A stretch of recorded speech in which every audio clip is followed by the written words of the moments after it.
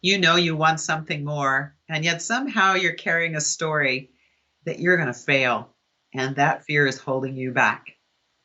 Welcome, I'm Janet Harvey, CEO of Invite Change, and I do see this with leaders a lot, that they have big dreams and visions, and yet they never say them out loud. And it is that fear.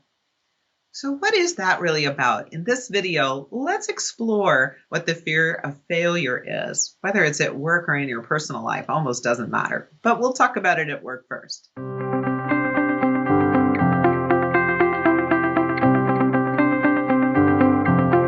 The word is expectations.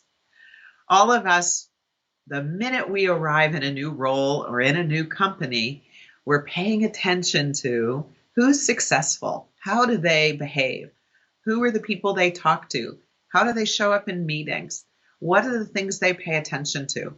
We may not even know we're doing it. Sometimes this is a little bit invisible, but we've been conditioned to do that. We want to figure out, how do we fit in and belong? And all of a sudden, we've built ourselves a really high set of expectations. We want to live up to the best of the best in the organization. Well, on the surface, that's not so bad. But here's the deal. It's based on somebody else's actions and somebody else's behaviors, not yours.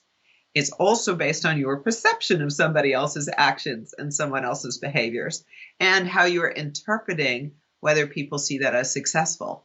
Do you hear all the assumptions going on there? And you know what happens with assumptions. The antidote to that is to get really clear about what matters to you. What did you think about before you took the job, either at the company or the department, that was going to be the benefit to you? The thing that was going to feel satisfying and valuable and important and really be in congruence with the things that matter to you about your professional life. Dust those off. Make sure that you're paying attention to those, particularly early on the job, and find the people and the situations to be in that let those strengths that you possess shine.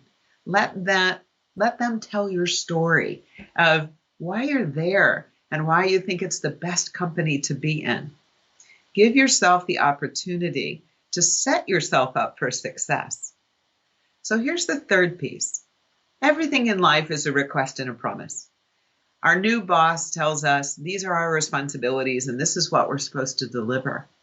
And because we're the employee, we say, gotcha, boss, and we leave the office. But we left something really important. We never talked about, how will I know I've delivered something that's satisfactory? Or even better, exceeds expectations. If I haven't asked enough questions, not only will my boss assume that I know and never check in on me, but worse, I'm going to leave his office and realize there's so much I don't know.